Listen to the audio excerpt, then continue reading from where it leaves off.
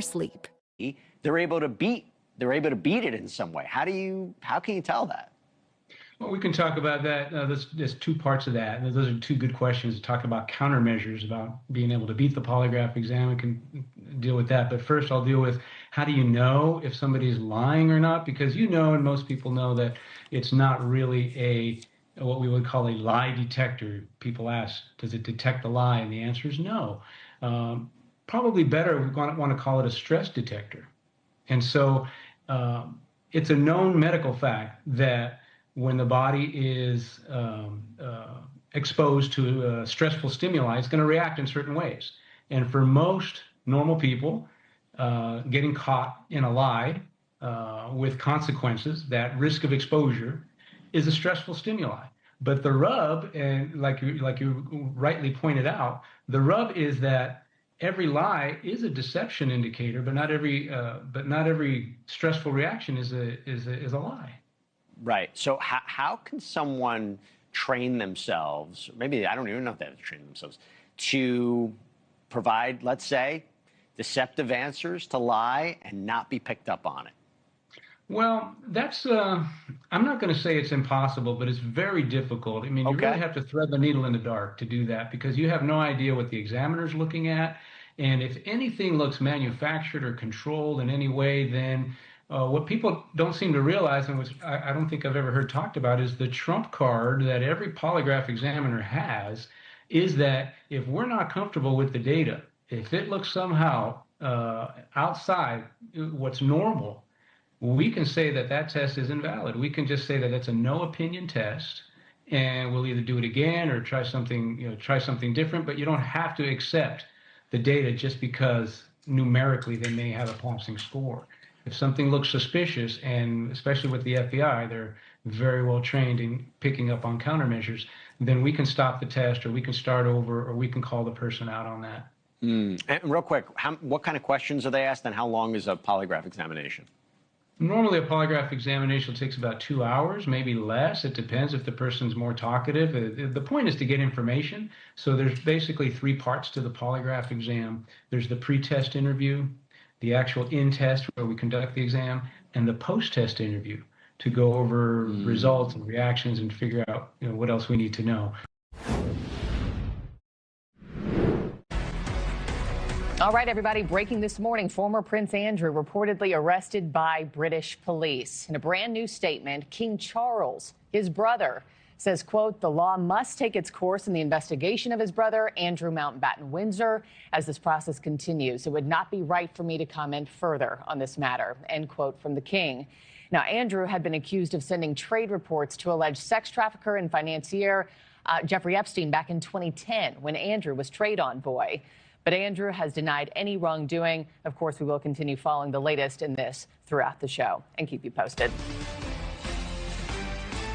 The search for today's show host, Savannah Guthrie's 84-year-old mom, is expanding beyond the southern border. Sources telling News Nation the FBI is now following leads into Mexico and asking authorities there to help out in the case. But the Pima County, Arizona sheriff has said there's no proof suggesting that Nancy Guthrie has been taken there. Joining me now is former FBI agent and federal prosecutor M. Quentin Williams and News Nation correspondent Jess Cartalia, who is live for us in Tucson. Good morning to both of you. Jess, let me just begin with you, because it would make sense that the FBI would contact Mexican authorities given the proximity of Tucson to the border. But why now, 18 days in? Marky, we think that they have been working alongside authorities down there this entire time, right? It's just too close of a proximity. And if you're looking in a radius from, her home and you're looking within 75 miles, that would include Mexico. Also, there are so many points of entry, places that they could have gone that they don't have to cross right through Nogales. And they could have gone through some back roads where we don't see. We have a great map showing where the border wall does not include about 100 miles here along the border. So they very easily could have gone down there. Again, we believe that this has been part of the process all along. We just now have official word that they are working with law enforcement. Okay, copy that. Quentin, how does the investigation change with an international component now added to it? They're going to have to get a lot of law enforcement agencies involved from in the international space. So at this point, 3 weeks out, Ms. Guthrie could be anywhere. This is the issue with kidnappings and missing persons. After 24 hours, the search has to expand on a global level. So you'll see a lot of law enforcement agencies on a global level participating in this investigation. And Quentin, let me just ask you this, because I've asked this of our other panel guests this morning. Any thoughts on your end as to whether or not this could be cartel related? Well, I wouldn't exclude anything.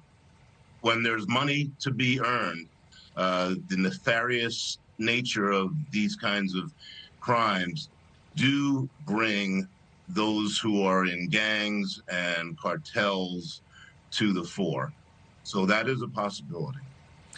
Let me also talk about the latest note sent to TMZ. Sheriff Nanos told our Brian Entin that the FBI is investigating the ransom notes being sent to that outlet, the latest coming in on Wednesday. Let me first play this sound, take a quick listen to what the TMZ executive producer says about the note and also the media's role in the case. Is different in that the crypto account that is attached is not the same as the one from the original alleged ransom note. Money is about the same. It's still roughly $6 million, but not in Bitcoin, in a different cryptocurrency. And then it is this very elaborate demand that involves the media, directly involves the media. And in fact, it sort of puts the media reporting on this case as a trigger. Jess, let me ask you this question, just because you've been there on the ground talking to law enforcement. Is the FBI still taking these notes seriously, given that there's been no proof of life established? And what do they wish to be done with these notes moving forward? They've been so public.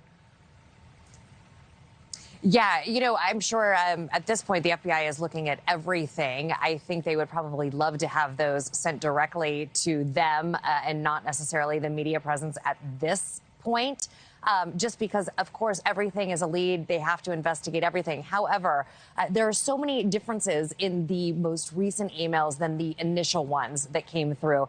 The idea that we have someone, an entity, sending these letters to a media outlet and not directly to the FBI or the Pima County Sheriff's Department or the Guthrie family is an anomaly in itself, right?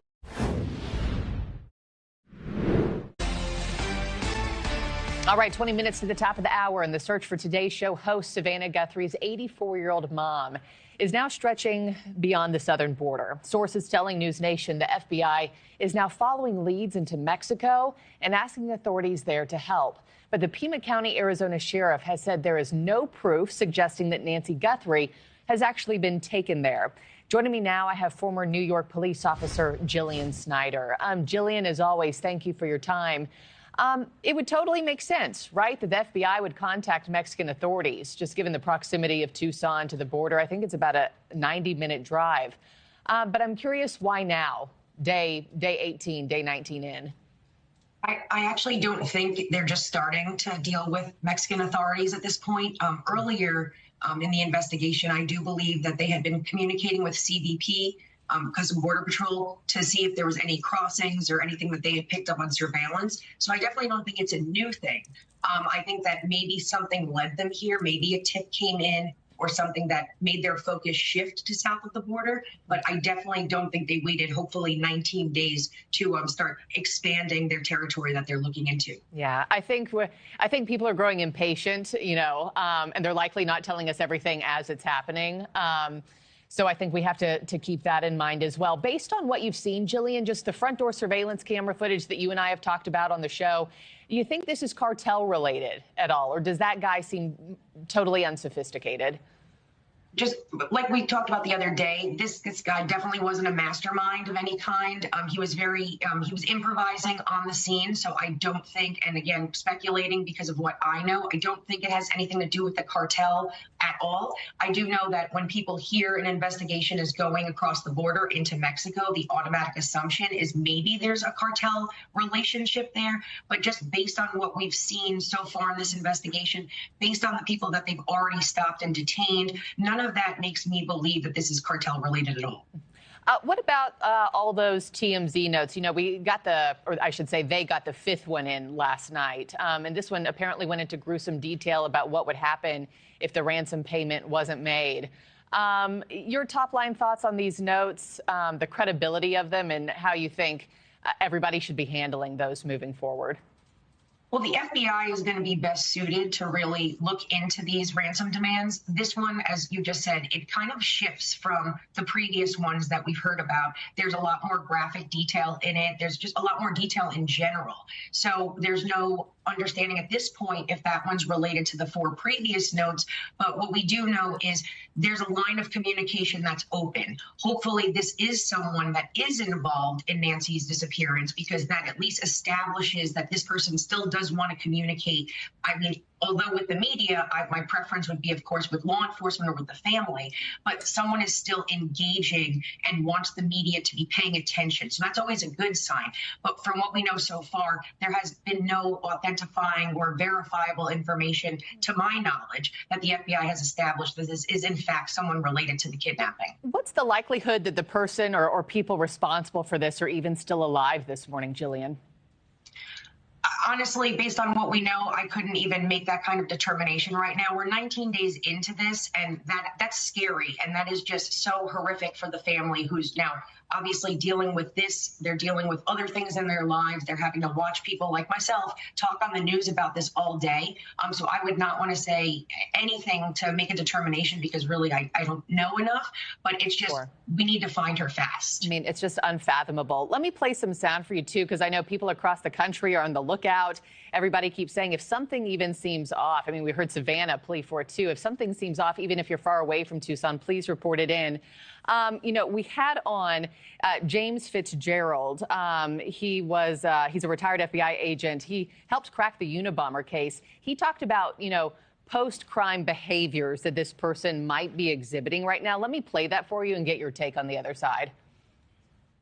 He's experiencing observable mental strain, sleep disruption, potential for increased substance use, alcohol or stimulants, over-explaining whereabouts or creating unsolicited alibis, hypervigilance towards police presence, cleaning vehicle interiors repeatedly, disposing of bags, gloves, clothing, sudden deep cleaning of residence, burning or discarding of other items there, too. Yeah, Jillian, it sounds like there's a good probability that somebody out there who's responsible for this, you know, could be acting frantically. Anything you'd want to add to that, or your message to people as they continue to be on the lookout, you know, across the country?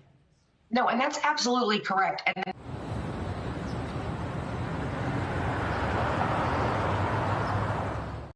Introducing Purple, the only mattress with the GelFlex grid, designed to relieve pressure and reduce pain, so you can end and start your day feeling refreshed. From quiet mornings to meaningful moments together. Because the right bed doesn't just improve your night, it improves your day. Save up to $500 on a Purple mattress during the President's Day sale. Purple. Less pain, better sleep. My biggest fear in the middle of my addiction was that I would never be able to get over it and that my kids wouldn't have a father.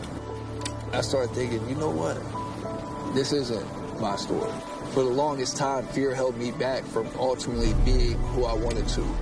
I had to become a better man to be a better father. It's important to me that my kids are empowered and truly believe that if they can think it, they can do it.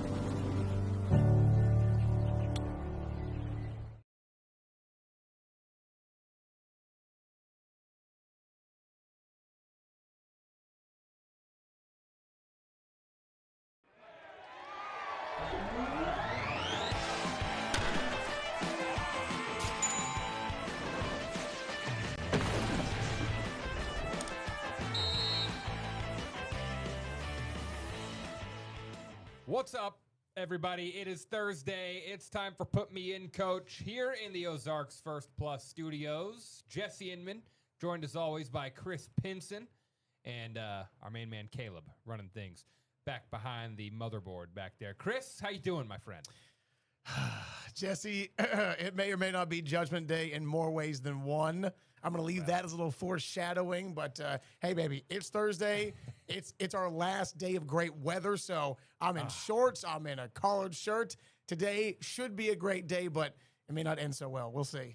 Man, it's a shame we're inside today. I took tomorrow off. What a mistake. Ooh, what is it, 41 for the high tomorrow? Yeah, it's tough. 52 is what I had forecasted at midday. What I saw, I didn't forecast anything. Are you a meteorologist, though? Nope. Don't claim to be. Would never want that on my plate, baby. We got a fun show for you here today. We got some things to get to in Chiefs Kingdom. It is the off season, but as we addressed last week, the NFL never sleeps. That's right. So some things with possible reunions, some trouble once again for another Chiefs player, and then the face of Chiefs Kingdom helping out the team once again with a contract extension. Plus, talking about a little bit of U.S. men's and women's hockey. We have live action going on right now. Live action, baby. And then also the Chicago Bears. They're kind of an up-and-coming threat in the NFC, but they may have a new home soon, kind of like the Chiefs. So what? We're talking about. So we'll talk about that. Plus, we'll give you some baseball notes, just a quick rundown of the lineup for what you can expect this weekend in baseball land. And then we're talking Daytona 500 results with our main man, Ryan Land, who is one of our producers here, a NASCAR aficionado. So we're going to talk to him about that. And, of course, we're going to get into this week's Put Me in Coach Challenge, where we decided to test our mettle on the racetrack and burn some rubber. Because, Chris, what's the old saying? Rubbing, son? Rubbin's racing. Rubbin is racing. Rubbin's racing. Yes. And R.I.P. Robert Duvall. There you go. R.I.P. Robert Duvall. Let's start, though, with some Chiefs news here. Okay, Tyreek Hill has been released. And I shouldn't even call this Chiefs news, but this is kind of the conclusion everybody jumped to immediately, Chris. Tyreek Hill released by the Miami Dolphins coming off a major injury. Some people think it could be career-ending. I don't know, but I don't think Tyreek seems to see it that way. Released by the Dolphins, people are clamoring, Chris. Do we have a Chiefs reunion on our hands with Tyreek Hill? What are your thoughts? The answer most fans want to say is yes, because he's only 32 years old, and we know the last couple seasons he was amazing. But at 32 years old, he's now coming off a torn ACL, a dislocated kneecap, obviously some legal issues in Miami. Yeah. And the question is, and another subject we're about to get to as well, you've already got Rashee Rice on the fence with legal stuff. He's a great talent, but can't keep his nose clean. This guy's kind of the same way. And between his, legal challenges, his off-the-field stuff with relationships, no offense, I think the shine on a once superstar meteoric rise in the Cheetah might be a little dim for me if I'm the Chiefs brass. I don't know if I want the Cheetah back in my locker room. I don't think so. And as a Chiefs fan myself as well, I would say I'd lean toward no. No thank you on the Tyreek Hill reunion. Because, you kind of hit it on the head there. Like, they already have the roles filled that he would bring to the table. Yeah. They've already got a troublemaking wide receiver who has been in legal trouble, possibly, and now facing more allegations as of this week, which those are, at this point, allegations. Allegations. So we'll talk about what those are and lay them out. And they also have a undersized, speedy wide receiver on the roster who's younger, healthier, and at way less troublesome. Yeah, less troublesome so far. So, and that would be Xavier Worthy. So for me, I'm leaning no, especially because I don't know what the number is going to be like as far as what he's going to want to get paid. And I don't know when he's going to be available again, Chris. He may not even be available until late this season, if at all, because he's still got to get another surgery for this injury. So, yeah, I'm leaning toward no. Yeah, I just don't want it. On Tyreek Hill. 2 years ago. Because, no offense, the Chiefs, I understand a lot of people think the passing game is the issue, but I don't think it is. I think mainly you get the running game going, the passing game opens up. So, again, Tyreek was great. That era was incredible, but he's now 32 years old, and every day he's growing older. Just my 2 cents. That's right. Rashee Rice, let's talk about his situation because it kind of, it kind of goes hand in hand with the conversation we're having here in a lot of ways. So, Rashee Rice facing more than $1 million lawsuit after his ex-girlfriend and mother of his 2 children accused him of physical abuse over the course of their relationship. Court records claim on multiple occasions between December of 2023 and July of last year, Rice physically assaulted his then-girlfriend at their homes in Texas and Missouri. And, we saw some pictures that were floating around social media a few months ago. what she alleged were, I guess domestic violence, evidence of domestic violence. So, and claims that she was making, and the response from obviously the Chiefs have said they're aware of the allegations. They don't have a comment on it, but the legal defense for Rashee Rice stating that, kind of bringing up an old testimony from this lady saying that, kind of goes against what she is now alleging. So there's not really a ton to say about this other than more trouble for a Chiefs player in the offseason. It seems inevitable every offseason for the Chiefs. They have someone getting in some sort of legal trouble. Right. So. And the problem is, right, when it comes to sports, right, whether it's sports or entertainment in that same vein, right, as a fan, you always say, well, we hope it's not this case, right, because in the past, it could be a cash grab. It also could be 100% legitimate. So you don't actually know really what to believe about the situation because of how tenuous it is. Yeah. But we know one thing, as you just pointed out, whether it's him speeding down the highway, endangering lots of people, or it's now this issue coming up. Something about the offseason just does bring about trouble for players. We don't know what it is, but former Chiefs head coach Herm Edwards said it best one day on ESPN. The offseason is the scariest time for team owners and GMs because they can't account for where the players are because they have their own free will and their own schedule. And again, whether Rashee Rice did this or not, nobody knows. But this is going to take some time to sort out. And again, it's not a great look for him or for the Chiefs. Nope, it's sure is not. And on the field, it's just been injury and kind of inconsistent play for me. He's just on the field. He's dollar store Deebo Samuel. So I don't know. That's how I look at it. If you're Mahomes, do you legit pick up the phone and go, bro, what is the issue? This is another offseason where you got a major legal issue. What is so hard about playing the game, getting paid, and trying to stay healthy? Why is that so hard? Yeah, I doubt Mahomes cares. I mean, I'm sure he cares. I mean, I hope he does. I doubt he's taking it to that level. I don't know. Another thing, but on Mahomes, which is where we're going next here, Patrick Mahomes, selfless, always bringing Chiefs fans good news. Patrick Mahomes has restructured his contract yet again, kicking the can down the road. The greatest contract in sports. Creating $43 million in cap space for the Chiefs, who are in deep doo-doo headed into this offseason as far as the cap goes. But kicking it down the road, converted it to a signing bonus, yada, yada, yada. Cap, in some ways, is a myth, as they say. So now people are talking like, well, what do they do with that money? And what other cuts are coming? Jawan Taylor, is he going to be one of the next cuts? The right tackle who's faced some penalty issues and things like that. False starts, yeah. Yep. I saw Mike Dana might be somebody they might think about letting go. Here's the problem. And look, this is no disrespect to Mahomes or any quarterback that, of course, is rightfully due what they've owed. Yeah. But I thought Tom Brady said the blueprint pretty well.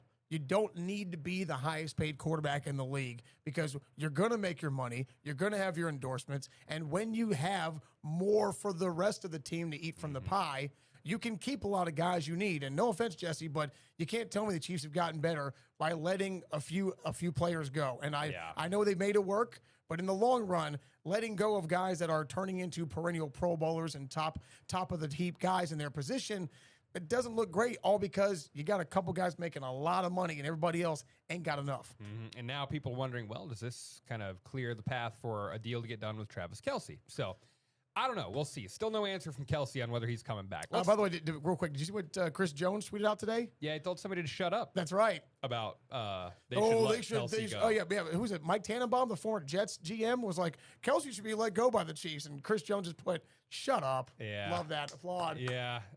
2 minutes left here before break. Let's talk U.S. hockey. Men's and women's. Here comes the men. Let's go, baby.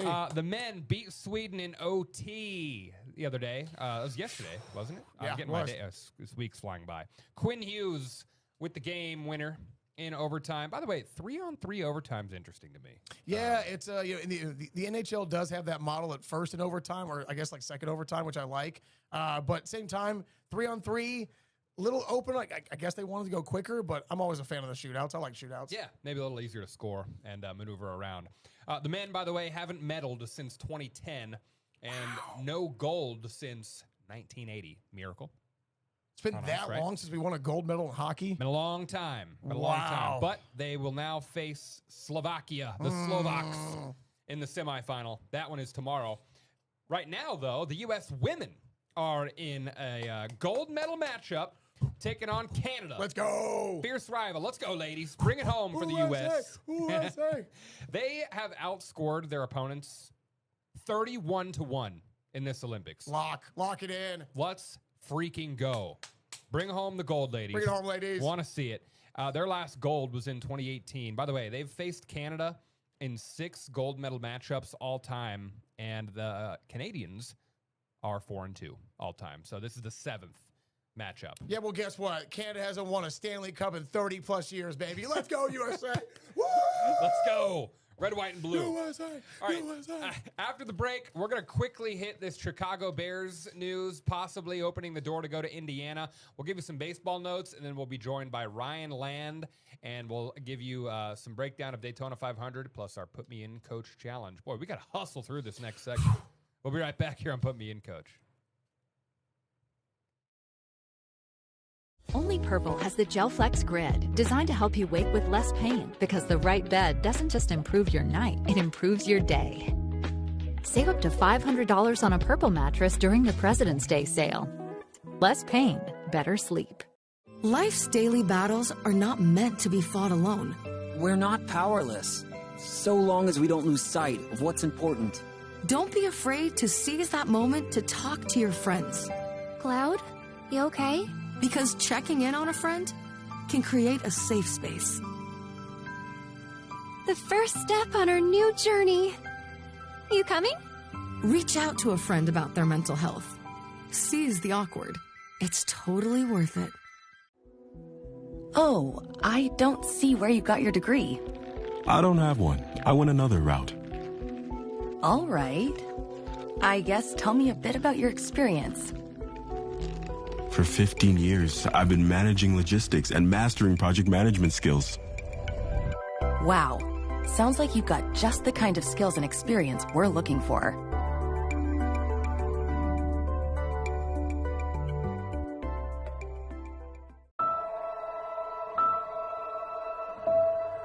I feel sometimes that I'm not listened to. I feel that I'm not getting the attention that I need. And it's a lot built up in my chest. I would just want you to listen to me more often and evaluate situations with me and lead me towards success. Listening is a form of love. Find ways to support your kids at soundidouttogether.org. I'm a United States Marine. When I came home, I became angry. I had migraines and respiratory issues. I served in the Army. There's a lot more people out there that have gone through more things. I shouldn't go and get those benefits because they had it worse. If you could say anything to that veteran, what would you say? Every veteran is deserving the benefits they earned by serving our country. You deserve because you serve. If you're struggling with life after service, don't wait. Reach out. Best Reviews is an unbiased team that researches products in real-world situations to give reliable recommendations on just about everything. For the best reviews, go to bestreviews.com. Seriously, before you buy anything, ever. Chicago Bears, folks, could be moving to Northwest Indiana. Soldier Field, an old relic of a stadium at this point. I think second oldest after Lambeau. But some news this week that could clear the way for them to move to Northwest Indiana. We've got an article about it here from WGN, our sister station in Chicago. Indiana lawmakers have taken a pretty big step, advancing Indiana Senate Bill 27, which would help create an authority to help finance a new stadium, likely in Hammond, Indiana.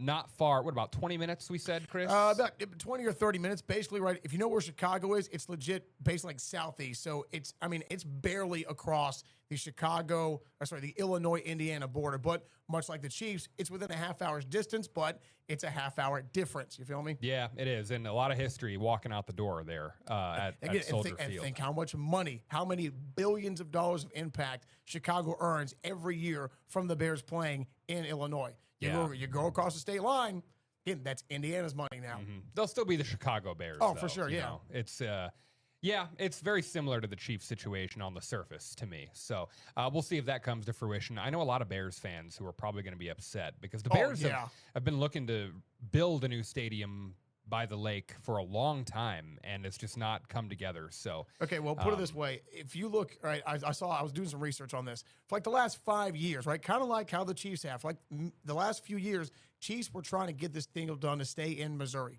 The Bears the same way in Chicago, and within 2 months, the government of Indiana said, "Hey, we'll put this together." Boom. What do you think?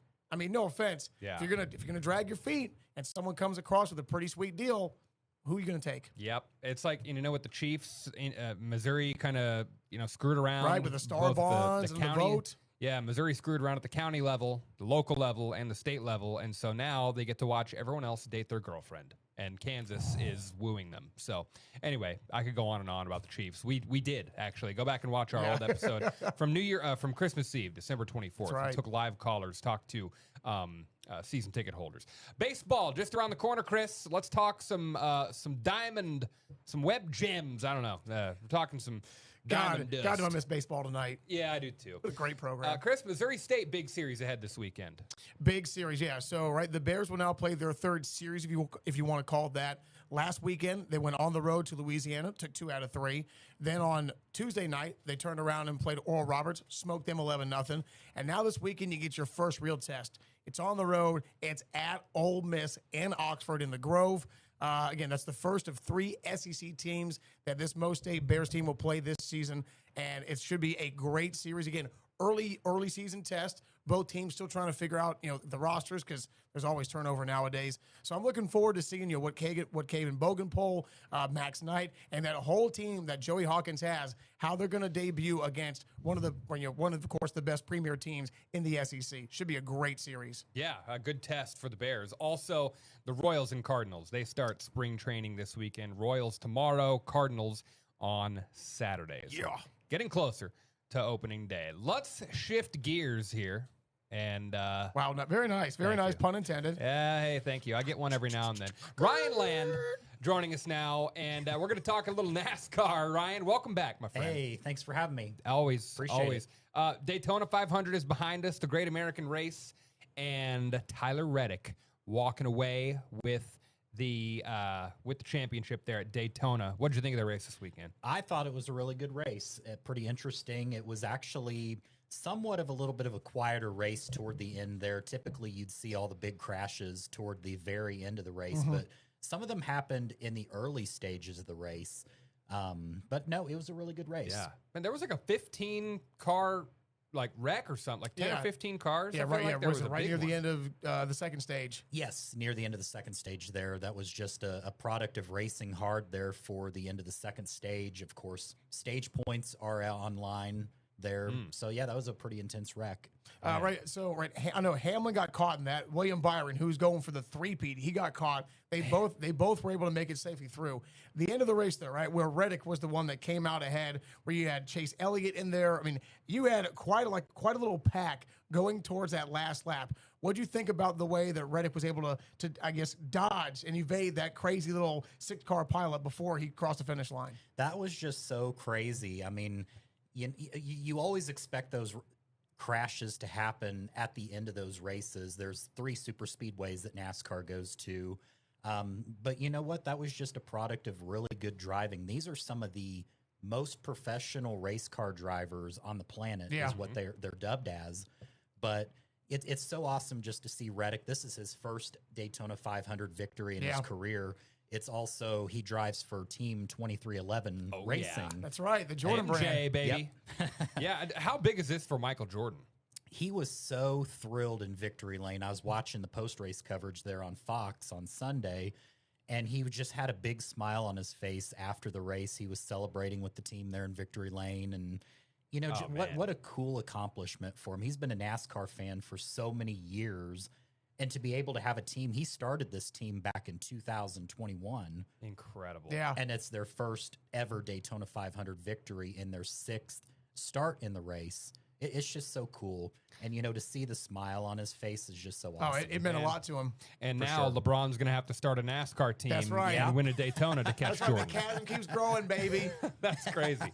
Well, yeah. Hey, quickly here, what's next on the NASCAR schedule? So this Sunday, the NASCAR Cup Series is going to Echo Park Speedway there in Atlanta, Georgia. Ooh, okay. A lot of NASCAR fans will typically remember the track as Atlanta Motor Speedway. They just did a rename of the track last year to Echo Park Speedway. But yeah, they'll be there this Sunday. The race is on Fox. The NASCAR O'Reilly Auto Parts Series is also going to be in the Atlanta area. So, and that race will be on the CW this Saturday as well. Sweet. Man, just sit down and pop some popcorn and watch some races. Get some cold drinks. Good stuff. There Watch you them go in go. circles. All right, Ryan. Well, hey, man, thanks for popping in and talking some NASCAR. I had to follow up after last week. Yeah, so. for real. Yeah, it was an awesome race, and you know what? The season's going now. It's a long season, and we'll just see what happens. Yeah, we will. Yeah, I can't We'll wait. check back in with you. Not a lot of commentary, needed for our next segment here because Chris and I, we saw that awesome finish at Daytona and thought we've got to get out on the racetrack ourselves. So we did just that, sort of. Take a look. Oh boy. It's time for this week's Put Me In Coach Challenge. Coming off a pretty awesome Daytona 500 finish, we thought we've got to take our chances behind the wheel, and we thought to ourselves, where are we going to go for this? And the answer to that is incredible food and fun here in Springfield. They've got the go-karts ready to roll for us, Chris. Yes, they do. And here's the deal. We're going to go against each other 8 laps. First one across the finish line wins the challenge, and I got to win this week. Otherwise, I lose, and I got to suffer the first punishment. So I'm not going down, brother. I'm going first. You're going to be last. We'll see about that. I got the Dale Earnhardt shirt on just in case. So, channel a little bit of spirit. I'm racing dangerously out here. Slow down, Chris.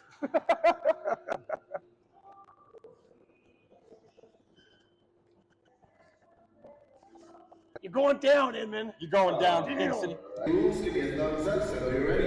We're ready. Race is gonna start in 3, 2, 1, go, go, go, go, push off. All right, Chris. Oh, no. Oh, oh yeah.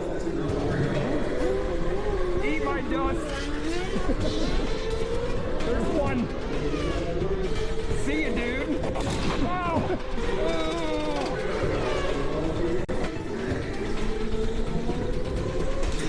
Oh, boy. Keep hitting that thing. Oh, man. He's trying to fight me off. Halfway home.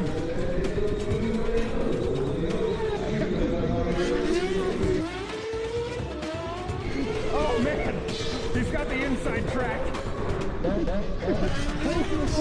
I got him.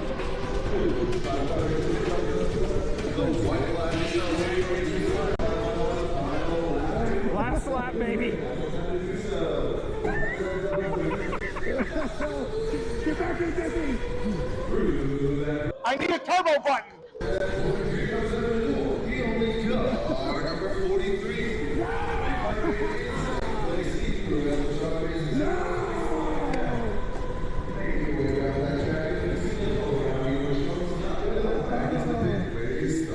Oh yeah. Oh. Thank you. I'm going to talk to my chief. Yeah, team you need to crew get dude. the pit crew Where was on. the speed? I don't know what happened. I got to talk to my chief team crew dude. My car did not have the nitrous I thought it did. Where'd you get your speed from? Yeah, boy, car was running good all week. We came around turn 3 a couple times, thought it was going to be a little bit of trouble for us, but, we got the suspension how we wanted it just right in practice this week, and I think it paid off. Unfortunately, that means that Jesse has now won 4 challenges to my 2, and that means I have to pick a punishment to serve because now I can't mathematically catch this guy.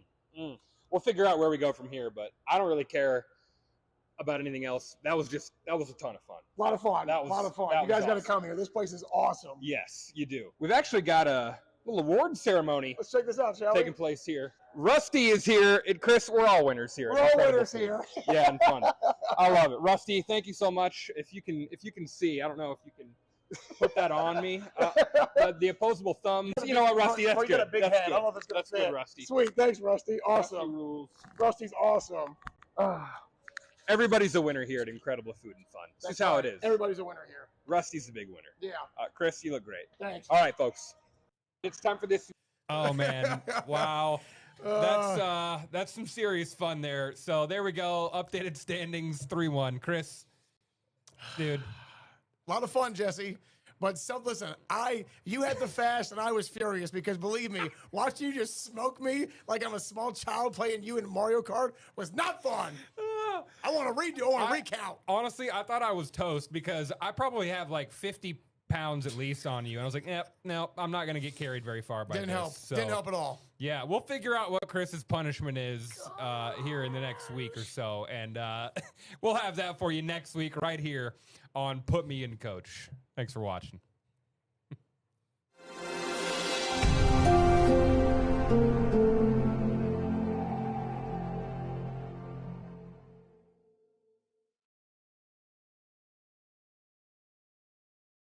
Introducing Purple, the only mattress with the GelFlex Grid, designed to relieve pressure and reduce pain, so you can end and start your day feeling refreshed. From quiet mornings to meaningful moments together.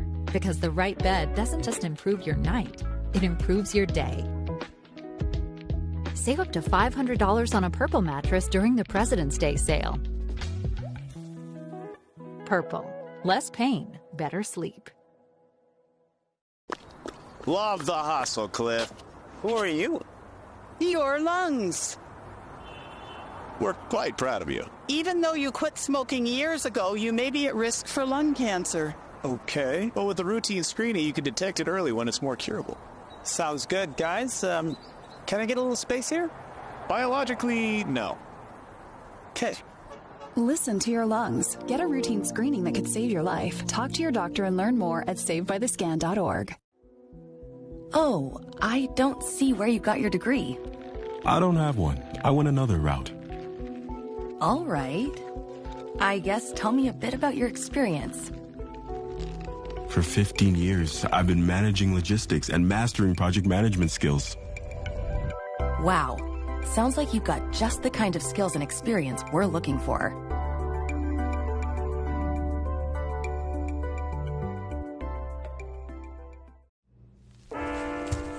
There are a lot of temptations facing young people today, like electronic cigarettes and skateboarding. Each vape pod can contain the same amount of nicotine as a pack of cigarettes. This can lead today's youth to a lifelong addiction and severe lung damage. Recall and consider the facts before making a poor decision. The health class film guy isn't the best person to talk to your kid about vaping. Got a few minutes? You are. Start the conversation with your child about vaping today. Life's daily battles are not meant to be fought alone. We're not powerless, so long as we don't lose sight of what's important. Don't be afraid to seize that moment to talk to your friends. Cloud, you okay? Because checking in on a friend can create a safe space. The first step on our new journey. You coming? Reach out to a friend about their mental health. Seize the awkward. It's totally worth it. There I was, 16, divorced, remarried with a baby, another on the way, and I could barely read or write. Getting my high school diploma was a catalyst I needed. Now I have a bachelor's and master's, and I became a teacher. When I look at all these success stories, I could not help but think it all started by getting my high school diploma. When you graduate, they graduate. Visit finishyourdiploma.org to find free and supportive adult education centers near you. Best Reviews is an unbiased team that researches products in real-world situations to give reliable recommendations on just about everything. Call that a plasma sword? For the best reviews, go to bestreviews.com. Seriously, before you buy anything, ever.